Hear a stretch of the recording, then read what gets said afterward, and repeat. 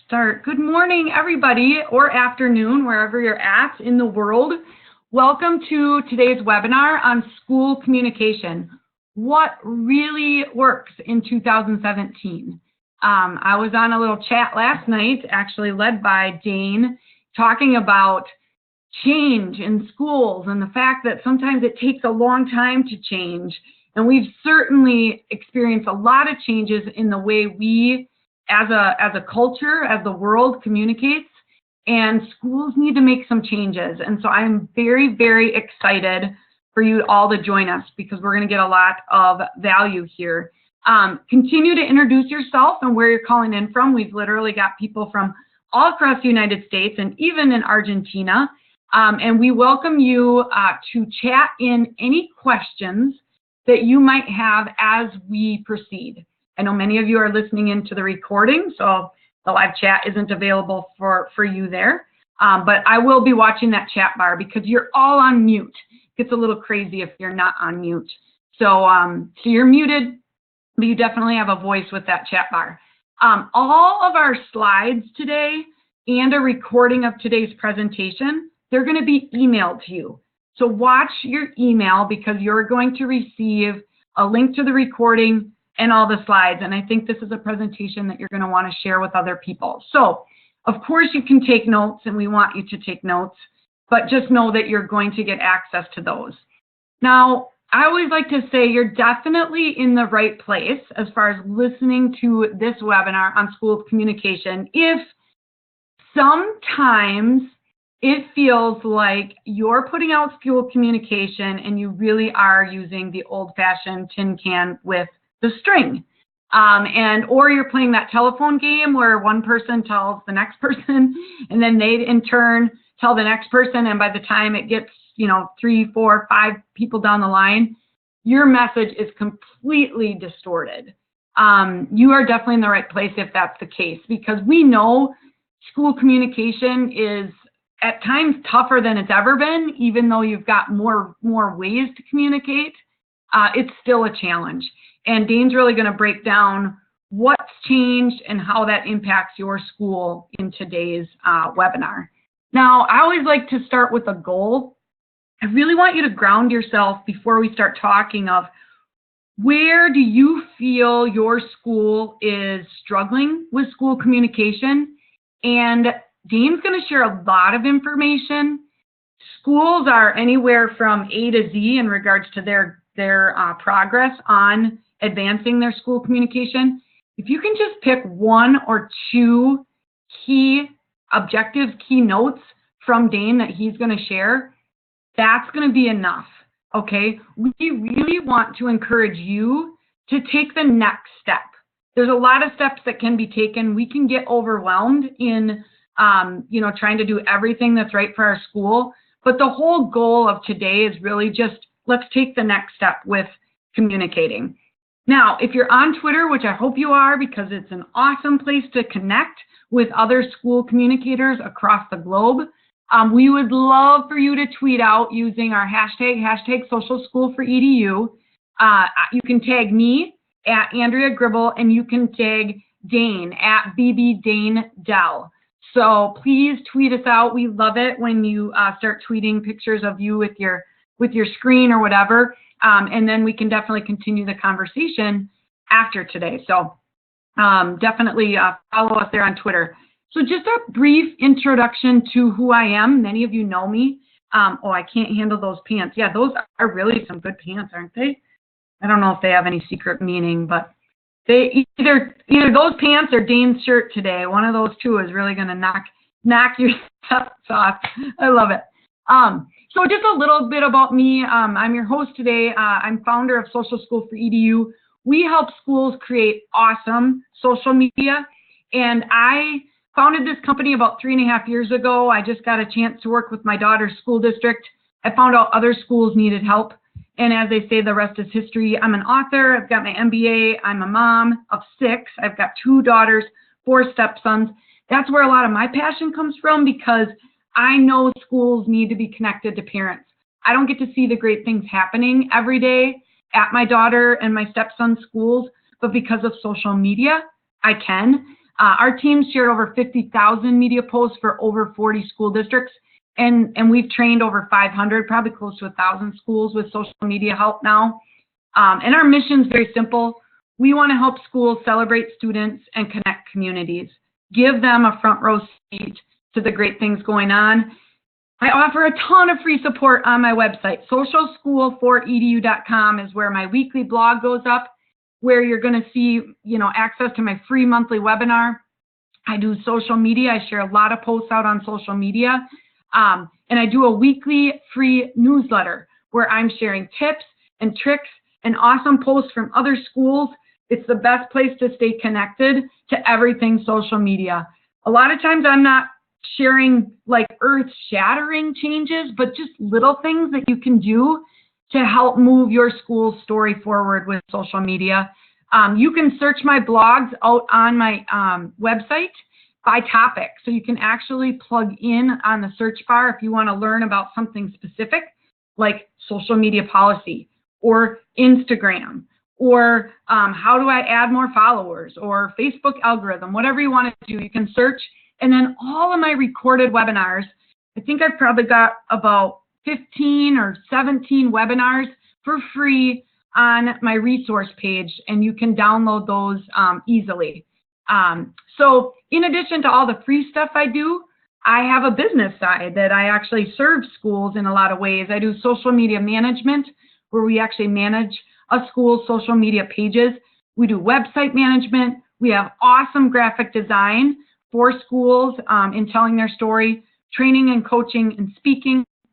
You can find out a lot on my website, but if your graphics are lacking, especially when it comes to social media, I just want you to know we've come out with a new package. We've got a social media package where we develop your Facebook and your Twitter cover photos. We give you some basic graphics, all for just $600, and it's all customized.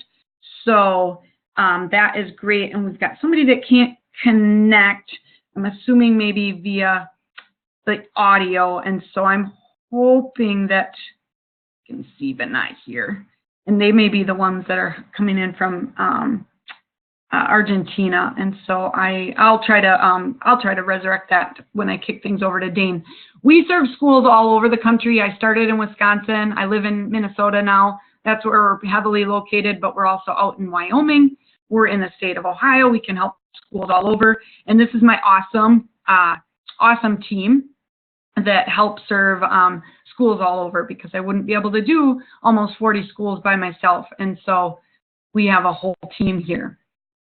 So now on to our main event, being Dane. And Dane is the Director of Product Management at Blackboard. So many of you may know Blackboard, and many of you may know Dane. Up until recently on Twitter, he was just this like masked man, but now he's actually changed his profile picture, and now you're getting to see him live anyways. But he's the green guy. Yes, Dane is the green guy. But he has his MBA. He just graduated with his MBA from Brigham Young University. He's the inventor of parent link and sociability. So you talk about someone that's really ingrained in how schools communicate. Dane not only understands it, but he helped put the software behind making it easier. And again, today is no sales pitch at all in regards to what they offer at Blackboard or what Dane's been a part of. But he knows his stuff. He is also the founder of #K12PR Chat, which is an awesome chat that happens every other Tuesday. I really want you all to be a part of that, because Dane helps lead that. He's helped connect people from all across the country using that chat, and it's been essential to the way that I've learned about social media and schools and communication. And then he's also a husband and a father to 4 amazing kids. And so right now I am going to actually pass over the presentation to Dane. So he's going to be able to share his screen. Then I got to make sure that I have you unmuted. Dane, can you try talking? You guys hear me now? Yes. Yeah, okay. We are loud and clear. So Wonderful, wonderful. Thanks, Andrea. I'm excited to give this presentation and share with you some of my thoughts. It's something I've been thinking about probably for a few years now. When Andrea did this, it kind of gave some structure to what I had been thinking about, and how schools communicate with their communities, and some of the changes that have happened, especially recently, I would say over the last decade, that have really changed things. And I don't think anybody's going to be surprised by them. But probably the number one thing that everyone needs to think about is, and I use this example, is think differently. What used to work isn't going to work anymore. The world's moving too fast, for one. So by the time you wait for the experts to figure it out and tell you how to communicate, you probably need to adjust already. And also the second thing is, when you look at the data and say, oh my gosh, everybody's on social media, we need to be on social media, you need to go a step deeper and say, why are they on social media? And that's kind of what I want to focus on today, is the whys. Why is social media so big? So here's just a little bit, and mobile, I should say, as well. So this is mobile usage over the last like 5 years or so. So you're saying, in-app is growing like crazy. Mobile web is kind of static. And desktop usage is actually static as well. So almost all of the increase in internet usage over the last 5 years is coming from people using apps. They still use, they're still Googling things. They're still using their desktops periodically. A lot of us are probably on desktops right now to do this. But in general, and you probably notice this in yourself, you just find yourself more and more on your phone. And when you're doing that, you're using an app to do so. We'll get into a little bit about what that means. And then I think this is interesting. 89% of cell phone users use their phones during the most recent social activity. So think about that. You're talking to somebody, you're at a social event, and you're pulling out your phone and proactively disengaging from that social activity to do something. And these are those things that people are doing. And so we're getting, phones are becoming more integrated into just normal life. It's not, I can't believe they're pulling out their phone in a social setting. No, that's completely normal now. It's not rude. Everyone does it. It's just part of life. For some people, it will feel rude, and I think some of the things, even myself, I have a hard time. Man, you're gonna place a call while you're, doing something with me. That's kind of weird, but I do a lot of these things all the time. I text all the time. I get on Twitter all the time when I'm already with other people. So that's a different world that we live in now, and mobile has really changed the way we do things. And I'll get into this a little bit more in a bit of just everything it has changed. Also, we have social media here. And this is the amount of time right now, if you extrapolate it out, for a lifetime, the amount of time people spend on social media. Just a little bit under watching TV, but more time than they do eating and drinking and, grooming themselves, socializing, doing laundry. It's prevalent. So when we talk about these things, these are things that everybody does. And they change, just like watching TV changed the world and how people experience their life, social media is doing the same thing. And you can see just how much time people are spending on different platforms in a day. So this is average per day. So the average person would go to all of these platforms. And as a matter of fact, the average person has about 6 social media accounts. So they're using multiple platforms as well. I don't think everybody's using everything here, but I think all of us have at least dabbled in some of these. And for those really heavy social media users, they're probably using a lot of these platforms. So why are they so big? They're not that old. They've only been around. I mean, the iPhone came out in 2007, social media just a little bit before that. But these things are huge. They're everywhere. And in basically the space of 10 years, they've taken over the world. So how did that happen? Why did it happen? Why is it not TV? Why is it not radio that is so big? And what does that mean for us? What can we learn from that? So first is, I get this thought is, the mobile is the needle. So mobile is pervasive. It's everywhere. Kind of, if you think about sewing, mobile gets you everywhere. So mobile is the needle, right? That's what gets you through. That's what weaves through everything.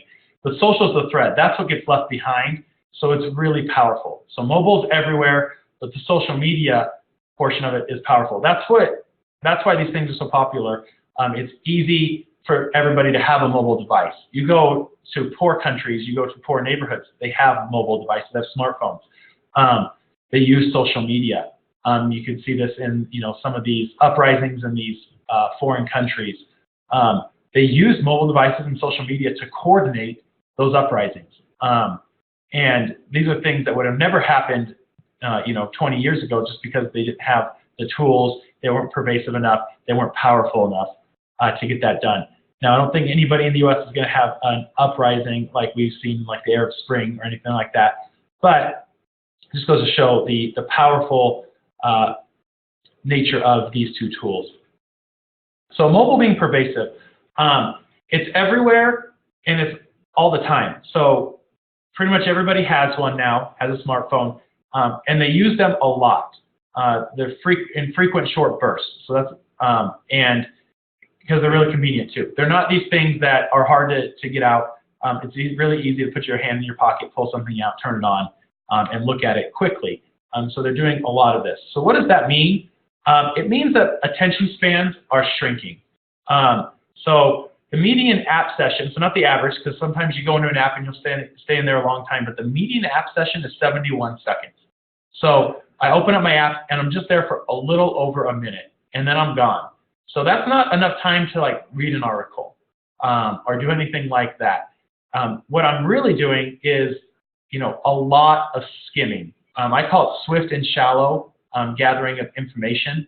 I'm skimming a lot, and what that means for us is it's not just on social media where you need to apply these things, or on mobile. What you need to be thinking is, this is how people communicate now, and if they can't get to it without a lot of without a minimal amount of mental effort, many times they're not going to get it at all. So complex communications most of the time won't mean any communication because they're not going to spend enough time on it to understand the complex ideas. I look at our political situation right now. A lot of times it's about the sound bites. It's not about what is actually going to be in the tax plan. People they'll never understand the tax plan. They don't care. They need to know if you can't simplify it into something that's quick and easy for them to get to. Like I said, swift and shallow, not diving in deep and taking a long time. They're not going to get it. So think about how you send out your emails. Are they swift and shallow, or are you expecting somebody to sit there and read something for 4 or 5 minutes? That's not the world they live in anymore. They don't open up a newspaper and read everything. They're going to open it up, look real quick, and see if there's anything that catches their attention. They might dig deeper, but in general, they're going to be swift and shallow. And if you want to get your message across, try to make your content fit with their expectations now. Next, and this kind of builds off swift and shallow, is the importance of images and video. So if you think about how much faster images are processed, 60,000 times faster, and they're also remembered at a much higher rate than text. So not only is it easier for people to get them, they retain them much better. This fits perfectly with swift and shallow because it's easy for me to look at a lot of images. And now if you look at how social media is set up, Facebook and Twitter, they go digging for images because they know that that's what works. So if you just post text with a link, they'll go find an image in that link so that they make it more visually appealing. Also easier to know, what am I going to be getting myself into if I start reading this? It's a little bit of a preview so that I don't have to go deep. I can stay swift and shallow. But remember that 3 times more than text. So if you really want to get a message across, try to find the right image to get that across. Not only will they be more likely to take it in, they'll be more likely to remember it as well than if it was just text. So again, this isn't just for social media. This is how social media has changed everything else as well. So look for that, how do I work more visuals into my communication? How do I make this a visual storytelling experience for them? Bite-sized content, so shrink it down. I think of those long newsletters, and they'll serve a purpose. Have the long newsletters, also shrink it down and send out shorter things. So if you have, here's the newsletter for the week, break it up into other smaller emails as well that say, with different titles, different subjects, so that it's easier for them to get to the information that they want, and they don't feel like, oh my gosh, I've got to look at this, page or 2 worth of of information, which can be overwhelming to a lot of people. Instead, make it fit their world. What they're trying to do is just get those bite-sized pieces. And a lot of times they'll just read the subject line. And if your subject line is newsletter, that's long, and that doesn't mean anything to them. So look at the subject line, and if you can break it up into smaller pieces and of content, the subject line can then be more targeted to the audience, and they can then filter through and read the items that matter to them the most. And it's okay to post things twice. So when we talk about bite-sized content, don't be afraid, like, oh my gosh, if I post a bunch of small things, they might not get them because they're looking for the big thing. Here's ESPN on the left, The Economist on the right. They post the same information multiple times. That's totally fine. I mean, The Economists are 8 hours apart. People use social media. They look at their mobile devices more at different times of the day. So I might look a lot in the morning and in the evening, but during the day I'm working and I just don't want to get distracted, so I'm not there. Or maybe I do look at it more at work. Different people will have different preferences. Fit into their world. Don't expect them to go digging to find your content, because they're not. Like, they don't have time for that. Yeah, Dane, can I ask a question? Yep. So it's kind of related to this. I get it all the time where people are like, well, we really want to differentiate our content across platforms. And I know Twitter is different than Facebook, is different than Instagram, is different than LinkedIn or things like that. But I know the advice that I usually give in regards to worried about posting the same information, let's just say on all 3 platforms. What would you say to that? So each platform has a little bit different feel to it, and you need to understand those platforms. And I'll get into this a little bit when we get more into the social things. But it's if you have something like these farmers are struggling to find workers, it's okay to put that on Facebook and on Twitter. But understand, on Twitter you have some limitations that you don't have on Facebook, and you might want to change up how that content is presented. I definitely wouldn't send an email out with only this in it, right? I might give them a little bit more. I might tell the story. I wouldn't just have a link, with one or 2 sentences on an email. So how do you communicate on email versus on Facebook versus on Twitter? Think about them all as their own communication channels. Don't think of social as this one big thing. It's not one big item. They're all different. They're all different communication tools. Just like a text is different than an email and a phone call and social media on Facebook or Twitter. So treat them all separately. Figure out what is the right way to communicate on Twitter, the right way to engage on Twitter. Social media has different levels of engagement and different ways people will speak to you via on Facebook or on Twitter.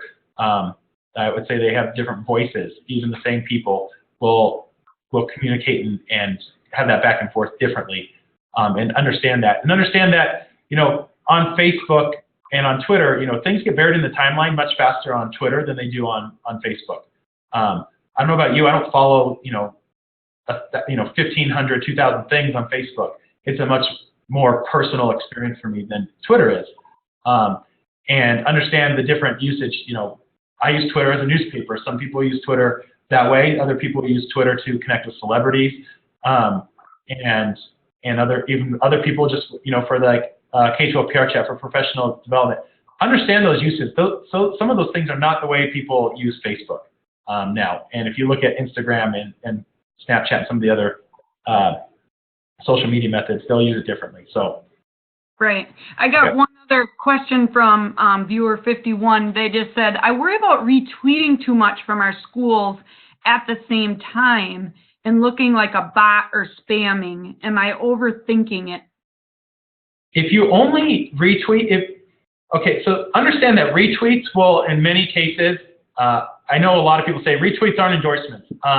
If you're an organization, you're retweeting something, it's an endorsement. Like, that's how it's going to be viewed by most people. You can legally say it's not, but the perception in people's minds will be, I agree with this and I want to promote it. So it's okay to retweet things quite a bit, especially if if you've got a lot of teachers posting things on Twitter and you want to retweet those to help promote all the good things that are happening in the classrooms or at your schools, that's perfectly fine.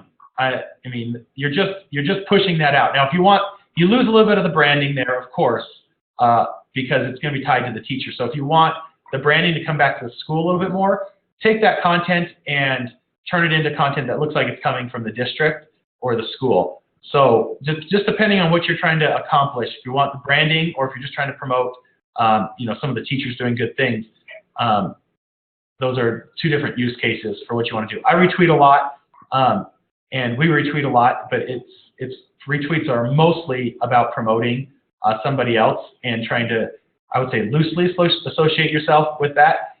Create your own content if you want to be more closely tied to what other people are doing, and reuse that content. Okay, yeah, that helps, because I think if they're using the school hashtag and you want to help get that out on your channel, I think there's a way that you can post too much on Facebook, but like we said on Twitter, things get buried very quickly, and so I don't think that people are going to be all of a sudden really annoyed because you're doing a bunch of retweets. So that would kind of be my advice. And Facebook is, like I said, it's much more personal, and if you become very impersonal on Facebook, you're at risk for being unfollowed or not cared about or looked at as kind of like spam. So when you just are pumping out a ton of things on Facebook, that's the way it can look, because most of what's on Facebook are close family and friends. Twitter is a much more open world, right? Anybody can see, it's not this, you have to friend me before you can see what I'm doing. On Twitter, it's pretty much everybody is very open about what's happening. So the bandwidth there is much bigger, because you're not being as intrusive into their world. Almost on Facebook, it's like you're being invited into their home a little bit more. I wouldn't say it's exactly that way, but a lot of people will say, I only be friends with you on Facebook if I would invite you into my home. They treat it much more similar that way, whereas Twitter is viewed differently, and Instagram might be even closer to, this is something I really care about because it's only images, and I share a lot of these images about my children on there. So think about the types of things that your audience shares on Facebook and on Twitter and then on Instagram, and try to fit a little bit with that. Are they being extremely private? Then they're thinking this is a very private area for them. Are they being really open? Then it's a little bit more, it's not as private an area. Maybe it's more like in a public space that they're talking. So, okay. And then last thing with mobile is mobile's made everything on demand. They want information now, all the time. So I look at the bottom, remember these, newspapers. I remember looking up in the newspaper every morning as a child to see, when is the baseball game? What channel is it going to be on? That's what I would do in the morning. I don't do that ever anymore. I just use my phone to figure everything out. So if I need something, I don't plan ahead. I just, if I, like MapQuest, right? I used to go on MapQuest, put in, the address I needed to go to, get the directions, print it off, and then keep that with me as I drive. Now I don't do that. I just have my phone, right, all the time. So these are things that are gone. The TV guide, same way. A lot of these things that helped us to plan ahead, they're gone. We just get things on demand when we need them. If I don't need them, I'm not going to waste my time ahead of time trying to figure out how to get from here to there. If I need help, I'll just use my phone to do that. So, but this also affects you because they expect you to provide on-demand information all the time. And that means you need to be updating things consistently and not have a very static communication. So it's not like, oh, we got our website up there, it's good, and we post to it once a week. They don't live in that world. They live in a world where things get updated much more often than that. So, I mean, the phones are touched a ton every day. Looked at about 85 times a day. A phone is looked at 85 times a day on average. And so, if you're not providing updated content, then you become really irrelevant fast because they'll say, oh, that's good, and I don't need to look at it for another week. And now they don't even think about you for a week. So try to keep your content up to date. That's on your website as well, on your mobile apps. When you communicate, it needs to be new. It needs to be fresh. If it's old, it's old. I mean, it's old news. They're in an on-demand world, and it needs to be something that they can get to anytime, and it needs to be new information as well. Last thing is get an app. So they're not the best thing for discoverability, but like we said, people open up the apps open up their phones 85 times a day. This is a direct quote from Communications Director, the greatest engagement tool they've ever used. Be where they're at. They expect to have apps. As we go back to that slide earlier, all the growth is in apps. They're using apps more and more and more and more. If you are something that they care about a lot, you need to be downloaded and on their phone. I would say you can tell more about a person by looking at the apps on their phone than almost anything else, even like talking to them. Because what's on their phone is things they care about. If I pulled up my phone right now, you would see things about work, you'd see school district items, you would see social media, sports. I have a bunch of apps for kids as well because I have young children. You know a lot about me and what I care about, what I like to do, my hobbies, my interests, based off of what's on my phone. Because those are things I go to over and over and over again. I reuse them a lot. And parents should be really close to the schools and the district and their children's education. And they should be they should be caring a lot about, what is going on at my kid's school? What's new? What are the events coming up? They should have lots of reasons to go look at what's going on with their kids' school, with their kids' education. And they need an app to do that because it's cumbersome to go to a mobile website.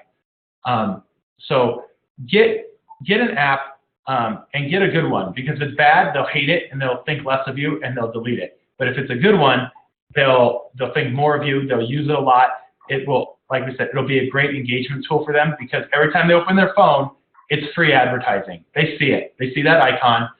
It reminds them, one, subconsciously, that they do care about this, because every other app on their phone is something that they care about.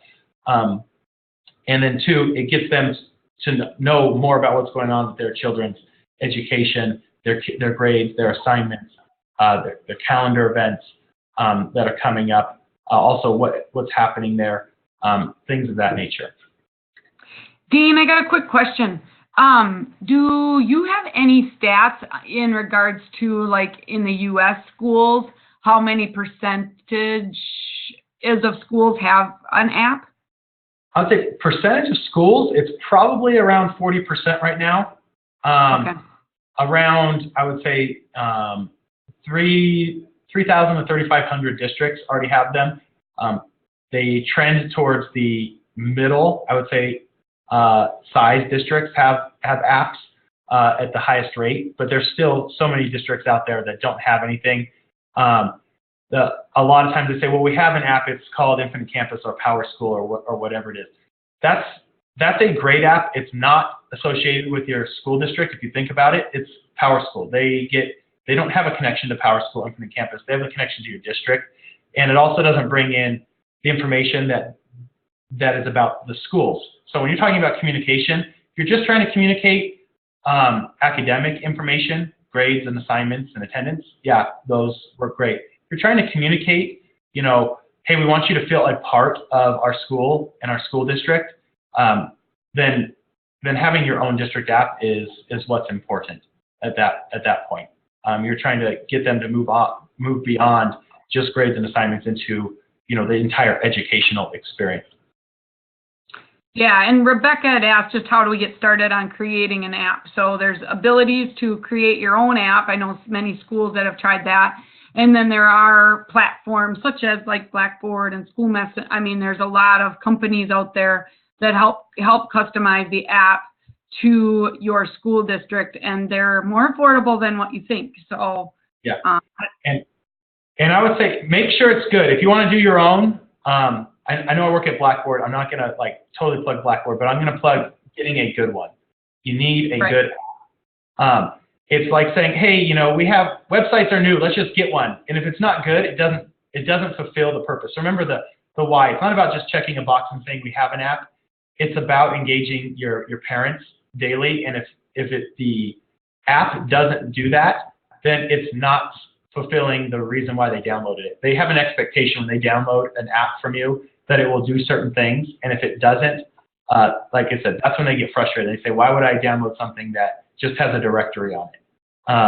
or only a few things that doesn't really serve the purpose that they're trying to get. And like for most apps, when you download something from an organization, you're thinking this is going to keep me connected to that organization, or I'll download ESPN, it's going to keep me connected to sports, and I can pull it up and look at the things that I want to look at there. So make sure it's serving the purpose and that the parents are expecting there. Don't think about, oh, what do we want to have on there? Think about what would a parent want? Going back to that thinking differently, because if it doesn't solve that problem, it's almost worse to have something like that than to have nothing. Sure. Good.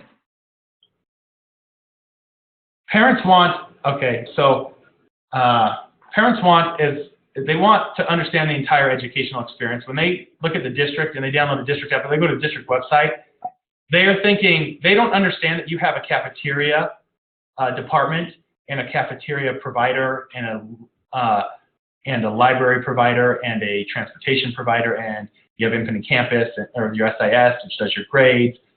They think you're the district, and they want all of that in once. They want everything to be in one spot. They want it to be consolidated. They want to understand what's going on with their child's full educational experience. That includes assignments and grades and things like that. It also includes, what are the events that are going on at school? What has happened recently at school? They do want a directory there, because I expect that, right? When I download the app, if I need to get to a school, maybe it's not my kid's school, maybe they've got a game at another school, I expect to know how to be able to find an address there. So they're expecting pretty full functionality on communication to them.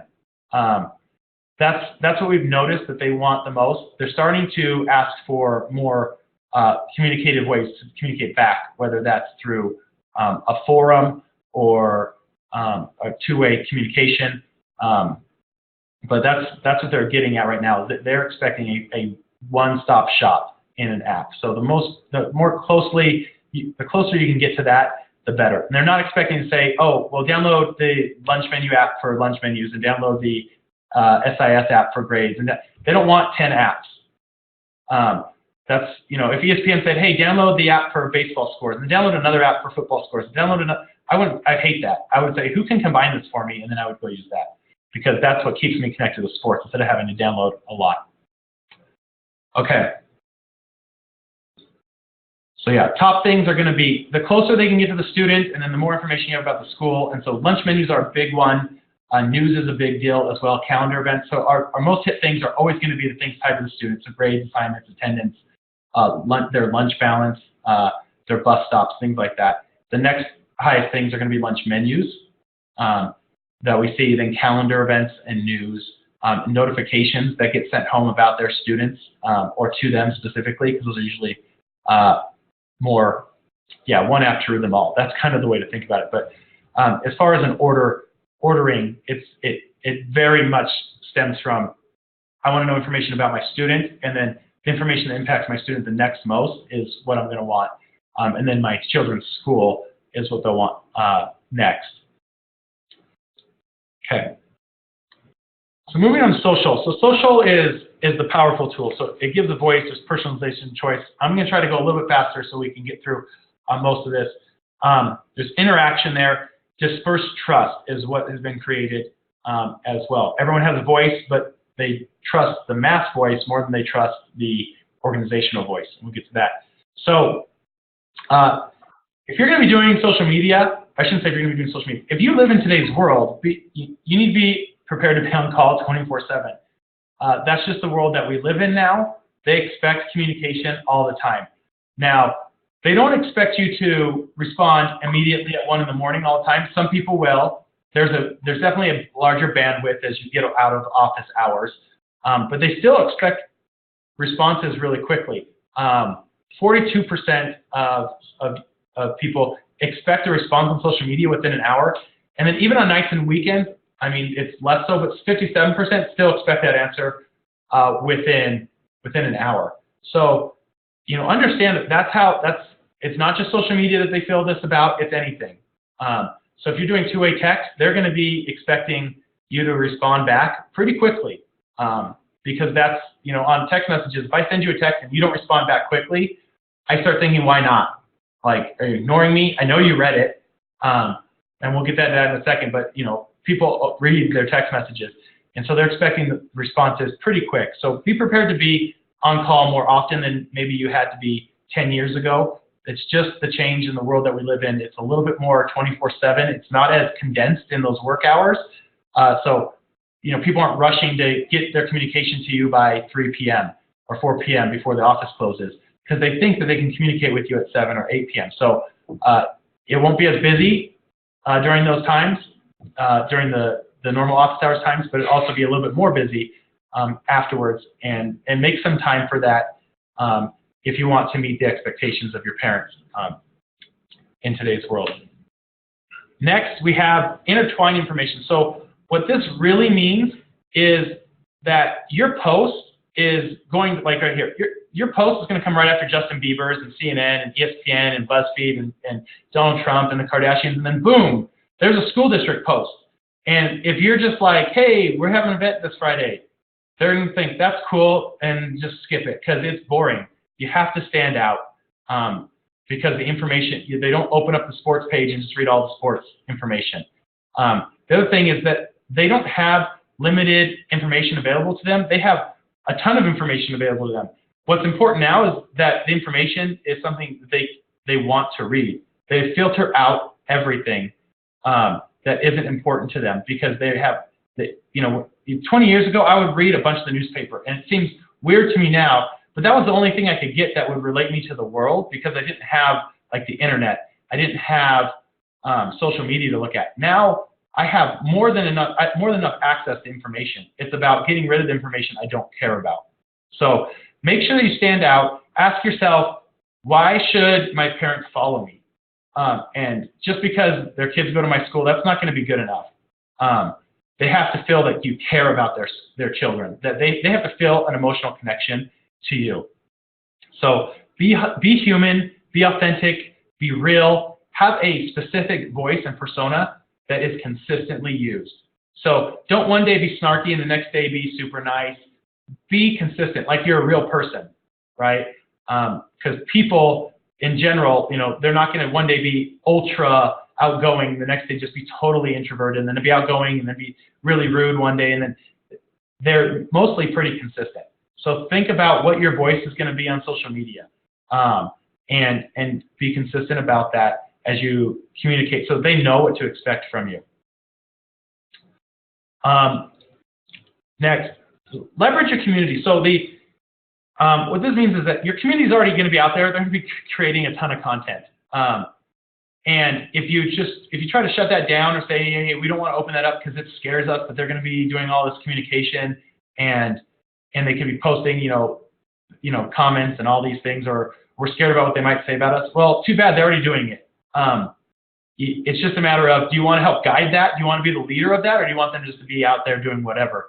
So I say leverage them, lead them in that regard. The person who helped lead our K-12 PR chat yesterday, Greg Turquetta out of Collier, he's got all this teachers tweeting, and you might think, oh my gosh, the control, like all the teachers are doing all this stuff, and the control isn't as focused anymore. That is what we have to get used to, and learn to leverage that. Guide them, tell them what to post about, tell them what to talk about, not just your teachers, but your community, your parents, your students. Tell them to talk about you in a positive light. Everyone today can be a cameraman, everybody can tell the story, and they will, but you want them to identify with you. Let them tell your story. Tell them the story to tell, so to speak. Invite them in to your world. Have them be a part of what you're doing. That way, when push comes to shove, something happens on social media, you have an army to back you up instead of just you. And on social media, the armies win. So create your army. Figure out how, what is the mission of our army? How can I give them some identity to get behind? And the last thing, like I said earlier, the trust will be with the friends and family. It's not going to be with an organization. If something goes awry, they're not going to believe what the school district or the school says, because they're going to think you're trying to put yourself in a good light. They trust what their friends and family say. So if their friends or family says, you want to know what? They are trying to do a really good thing. I know people there, or I work there, and they're really trying to do, something important. that will lend credibility more than what you say. Now, you have to say it too, but you need the Army to tell it for you as well. I think about the LGBT community's push over the last decade, and for a long time, they were trying to push things from the top. And social media really gave them an opportunity to tell their story and from the messengers who needed to tell it. For people to say, I'm gay, and I have these, and you're my friend. Like, do you hate me? Do you think I'm this horrible person?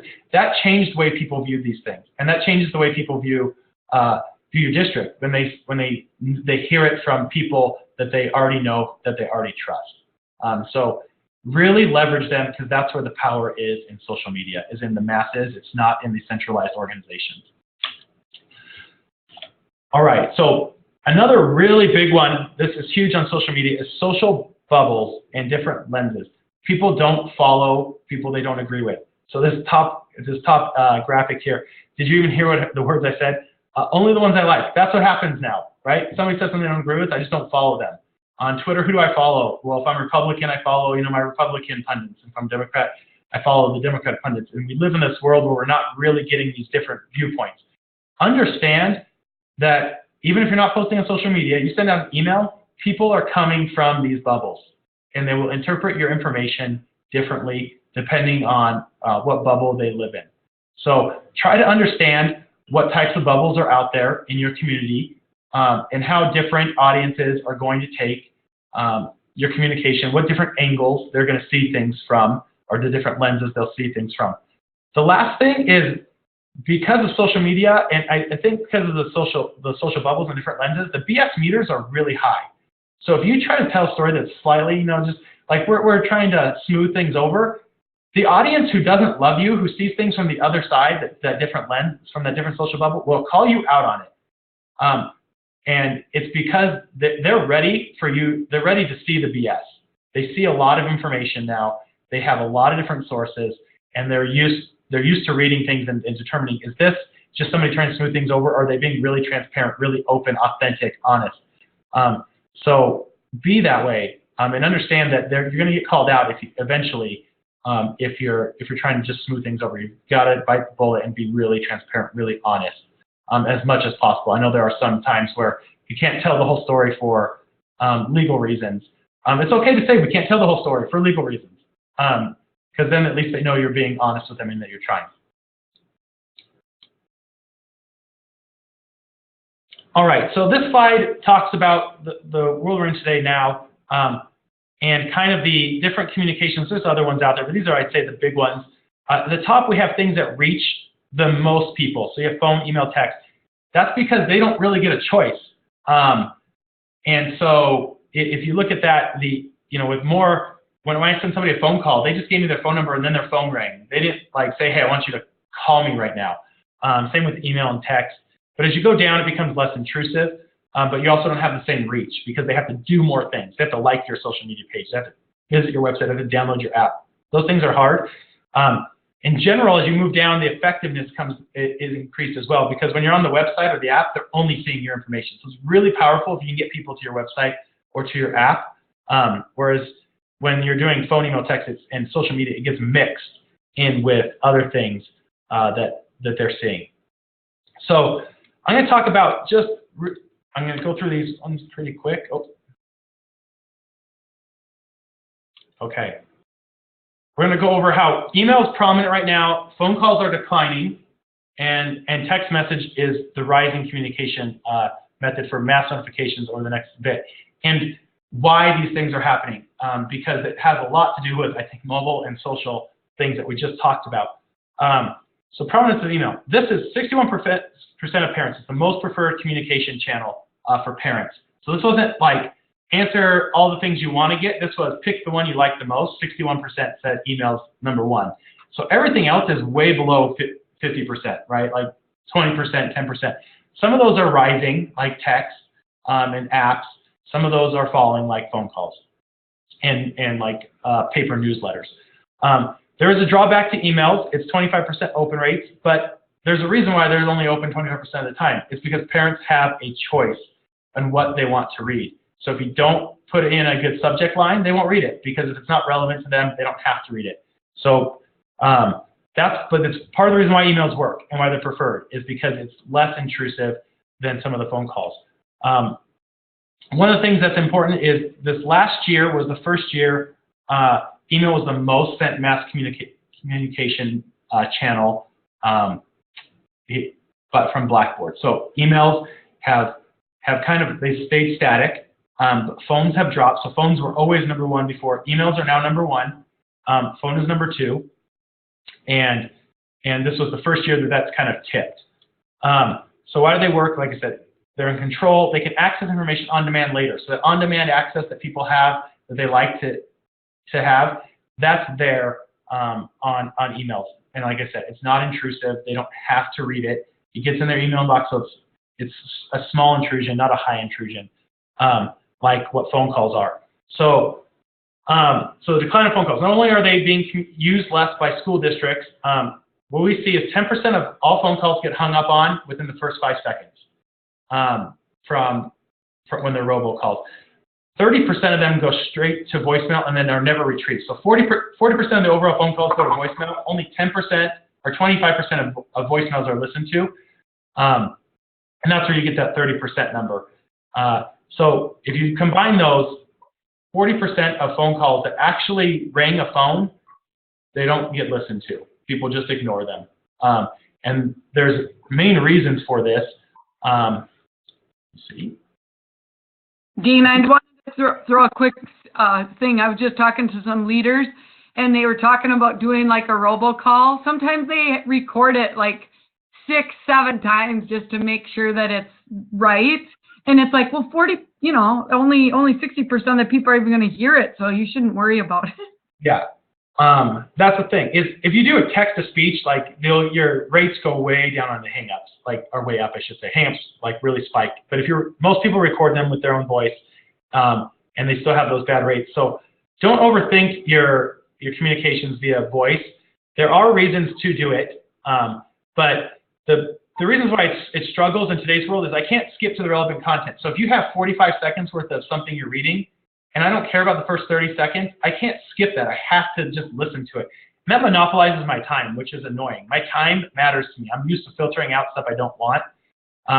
The last thing is, once I hang up the phone, it's gone. So if I say, hey, tomorrow, the football game starts at 6, we'd love to have you there. Then I hang up, and 2 hours later, I'm like, what time's the football game? I can't find that.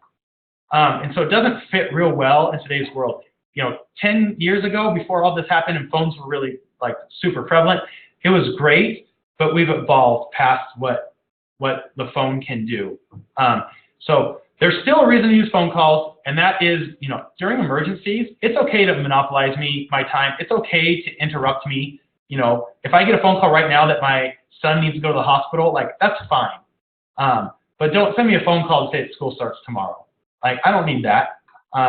What I want is just send me a text or send me an email about those types of things. So minor everyday items, avoid for the phone, but the emergencies, keep them up. Parents still want the emergency phone calls because it does interrupt them. They're very intrusive, but in emergencies, you want that. So here's let me see. Here's slides are skipping. Okay, let me see if I can get this. All right, so here's how text works when I'm doing like text support. So I text somebody, I go back to doing whatever I'm doing, I make a call to my mom, I read the text that they sent back to me, and then I reply back. What you're seeing is asynchronous time usage. They're not monopolizing my time the entire time I'm being, like when I call into customer support. If it's text, I get to do whatever I want to do in between those text messages. Whereas when it's phone, when you get put on hold, you feel like you're just sitting there and you're wasting your time. That's really annoying. So this is what happens, right? When you're on a phone call, it's frustrating. Your time is monopolized. So that's a customer support example of how phone calls don't fit in today's world perfectly, and texts do fit better in today's world. Like I said, it's not that phones are bad 10 years ago. It's just that we've evolved past that. Like, we don't need to monopolize people's time anymore. They don't want to have their time monopolized. In general, they want to be able to use their time their way. So the rise of text. Couple of things. So reasons why you should use text, so these top 2 things. 90% open rates, or 90% open rate within the first 3 minutes, and overall 99% open rates. These things get read. So we talked about emails, 25% open rates. Phone calls, I'll call it a 60% open rate. In 3 minutes, you have 90% open rates. And the text messages last year doubled in usage.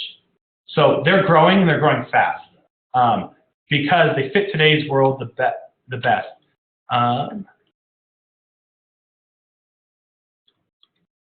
So here, 1, you have a choice to read text messages. This is why they're rising right now, and they'll continue to rise. I have a choice to read, just like I do on email. It fits that same social paradigm of like, I want to be able to choose who I follow. I want to be able to choose the information that I read. I don't want to, be forced into reading what's in a newspaper or what's on the phone call. They're swift and shallow. They're quick. They're not super long. They don't take me a long time to open up a text and read it, so I can read them all. So that fits today's world again. And they can be read whenever I want, right? I don't have to do it right now, like a phone call. I need to answer that phone now, otherwise I might not get it. So I can do it whenever I want. So if I get a text right now as I'm presenting, I can wait 10 minutes until this is over and then read it. Whereas with a phone call, it's out of sight, out of mind. It gives me anxiety that I need to answer something right away. So they fit the social and mobile paradigms of communication much better than phone calls do. And I would even say they're fitting it better than email does, but we need to see that grow. So as a push in the future, that's something I would say, start sending more text. That's that last bullet point here. Stop sending phones, send more text. Another big takeaway is understand the story behind the idea. It's not just about the data. Like lots of people on social media. Ask yourself why. Why are they on social media? Or if you get something back that says our community really wants printed letters sent home or printed newsletters, why? Why is that what they want? You need to understand that because you'll understand more about them and their communication preferences by understanding the why instead of just saying, okay, well, let's just send paper things home. Because you might find out that you send those home and they end up not being used that much because there's a missing link there about why they like those a lot. So people really like paper calendars, for instance, school calendars that are paper, because they can put them on their fridge and they can read them over and over again. It becomes on-demand access at that point when they're on their fridge. Now, if it's a newsletter and I read it and I throw it in the trash, that doesn't fit as well. And so you see the newsletters kind of declining in paper usage, but calendars aren't. And it's not because paper is bad. It's because you need to understand why one works and the other one doesn't. And it's because one kind of fits into the world that they live in and the other one is becoming more obsolete. Leverage your community. I can't stress enough that is going to be a bigger and bigger deal. You're not going to be able to control your community. You need to leverage your community into the future. Boring doesn't exist. So as much as you want to take just pictures of kids and post them, for most people, that's really boring. Unless it's my kid that I'm seeing a picture of, that's boring. So tell a story. Make it exciting. If you've seen Parkway videos, they have kids in their videos, but it's not boring. I don't have any kids that go to Parkway. I live, 1,000 miles away from there. But I do love watching those videos because it's not boring. Like I have an emotional touch to them. So emotion plays a big role in not being boring there. But if you have people say that's kind of understand that that's probably a wasted communication. It's almost wasted effort. You're putting something out there, but no one's going to pay attention to it. So make it something that they want to engage with. And then the last point there is shorter communications, but also more frequent. So you don't need to make the newsletter. Or you can make the newsletter, send it out, then also post all the little bullet points in the newsletter, all the little tiny articles in the newsletter. Make it more frequent and shorter so that it fits into their world so they can digest that content easily instead of having to look through a whole page or two worth of information. So those would be the top takeaways. There's more. There's a lot of things we went over earlier, but these would be the top items that I would say pay attention to, understand them, internalize them, really get to be able to apply them in more than just one setting. Okay. Awesome stuff. I know we've been answering some questions as we go through all of this, and this slide is very, very helpful because as a school, you're going to be somewhere, like you said, on the spectrum Again, we can't solve all your problems or issues in just an hour, but really good information. And I really enjoy, Dane, just the asking of why. I think that starts a lot because every community is a little bit different. Every school is. But I'd just like to welcome in anybody else with questions.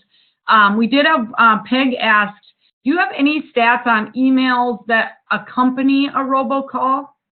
I'm trying to understand what she's trying to get at with that. If you're saying like you send out an email and then send out a robocall that says, hey, we sent out an email, please refer to that.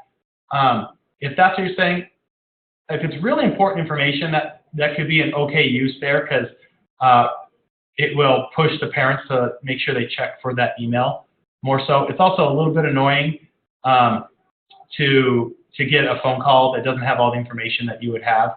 It's like, well, I just check my email because phone calls are very intrusive.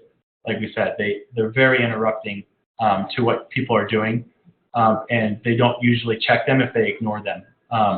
So I would say, if it's really, really important enough that you're saying, hey, the interruption that we're going to be causing our parents, that disruption to their life is worth it, it could work. But I don't have specific stats on emails accompanying robocalls myself. But I would probably send emails most of the time, emails for almost anything, because they're just so not intrusive. Sure. And Melanie asks, what systems are out there for schools to text parents? So the main mass notification systems will be what you use to text your parents. So Blackboard has one, West or School Messenger has a mass notification system. And there are smaller players that are out there, but those are usually the most used. That market has been very saturated for a while.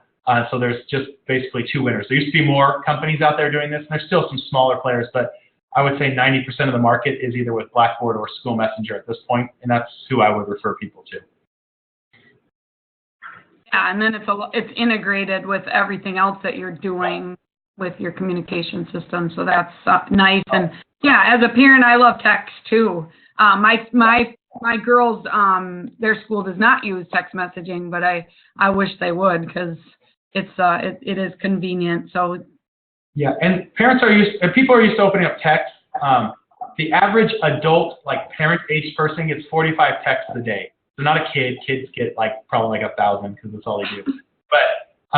But adults, they do get a lot of text messages every day. I don't get 45 phone calls a day. That would be very annoying. But text messages, I get a lot of them.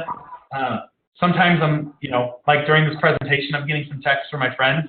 I'd much rather have them text me than call me right now. And I can go back and read the conversations that they had and communicate with them in a little bit. So yeah, texts are definitely the clear winner of the future. And I'd say districts need to collect text information at a higher rate because that's what parents are wanting more so than even emails, because texts are quasi-intrusive, right?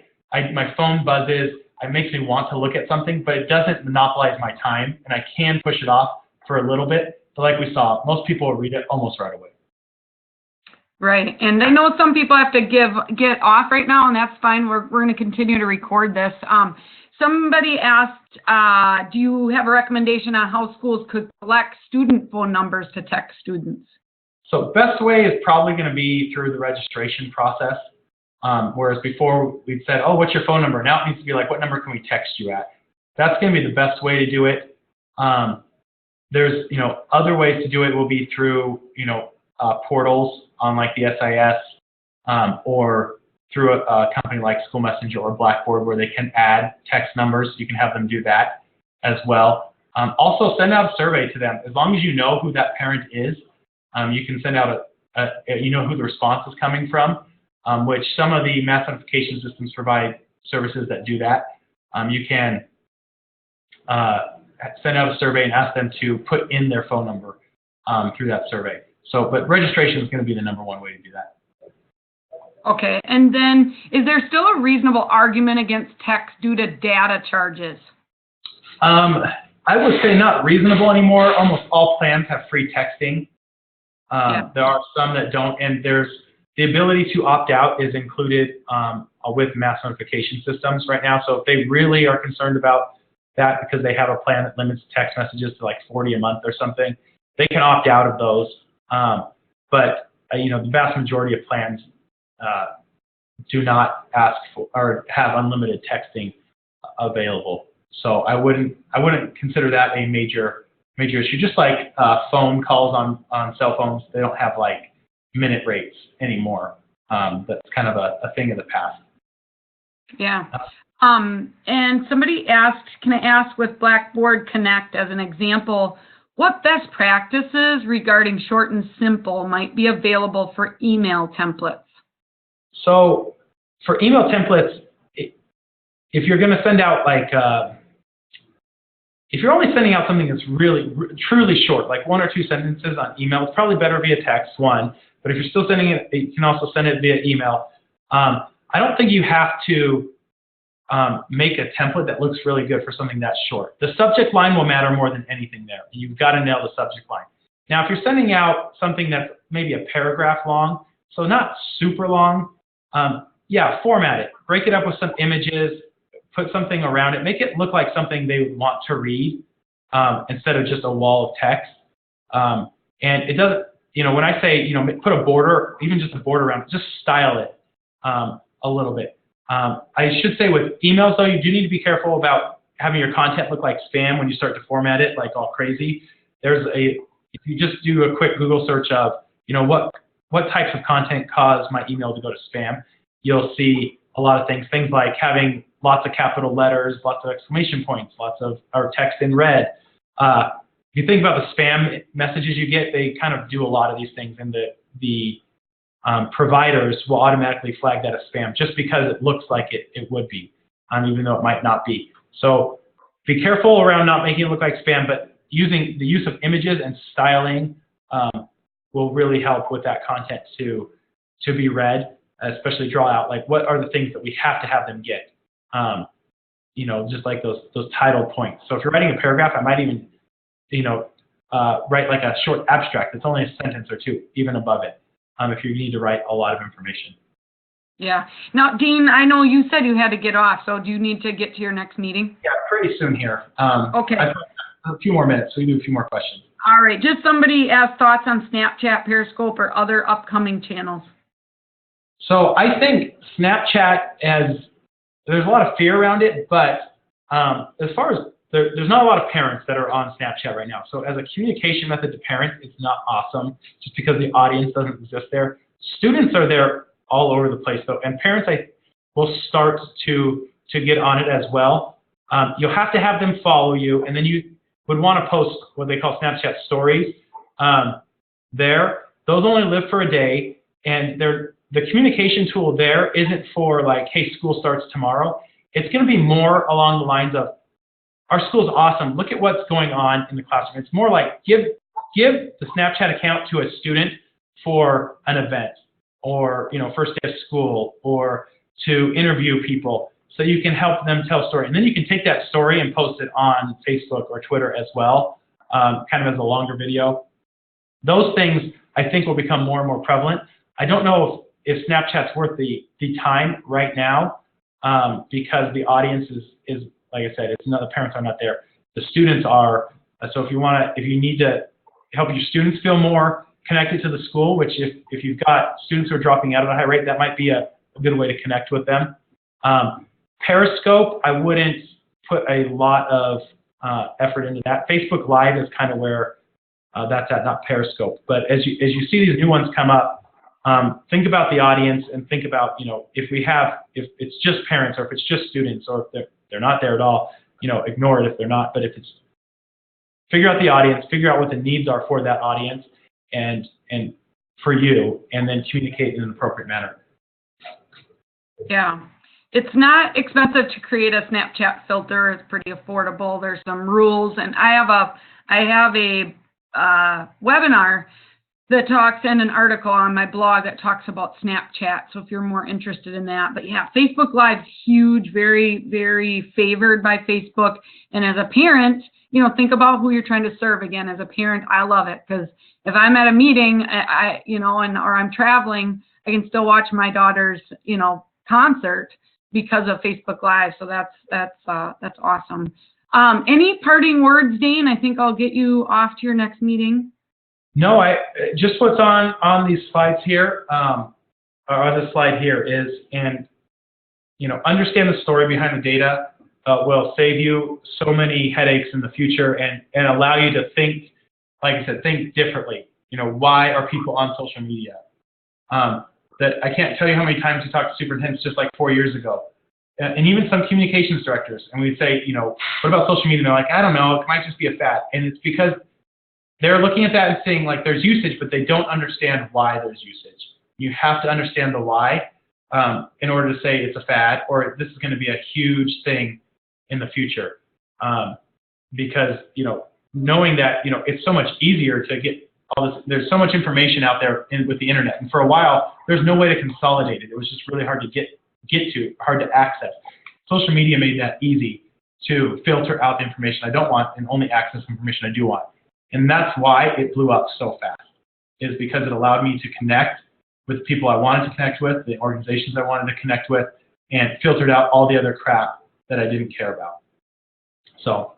Yeah, that's awesome. And Dean, you can send me a link to these slides so I can share them with everybody? Yeah. So that'll be great. Thank you guys, everyone, for tuning in. I am going to share my screen back. Dane was awesome, as always. Hopefully, this gave you a lot of information to think about. Just kind of in closing, I did want, if your school needs a little more help, I had an event a few weeks ago that was huge. It was called Social Media Summer Camp. We did recordings to every one of these presentations. We had 5 featured speakers. Some of them, almost came up in conversation today. Shane did a great one on Snapchat for me a while ago, and he talked about Facebook advertising. There's just a lot of content here with workbook, with live video. It's available right now on my website under virtual camp, and it's only $197 through the end of August. And it's access for you and your school, so you're going to be able to share the videos with everybody. I'll send that out in the information that I'm sending out today, but you can also find it on my website. I just wanted to make sure that you had that information because, like I said, the price goes up at the end of August, and so I want you to take advantage of it if you can. You can pay with credit card or PayPal, or if you need to do a PO, just let me know. Dean, lots of thank you from everybody, and most people signing off. So if you have additional questions, feel free to reach out and tweet out to Dane. I hope you guys all have an awesome day. Tune in socialschoolforedu.com for the latest on social media and schools, and look for your email that'll give you this recording. So have an awesome day. Keep telling the story, and thanks for what you do. Bye-bye.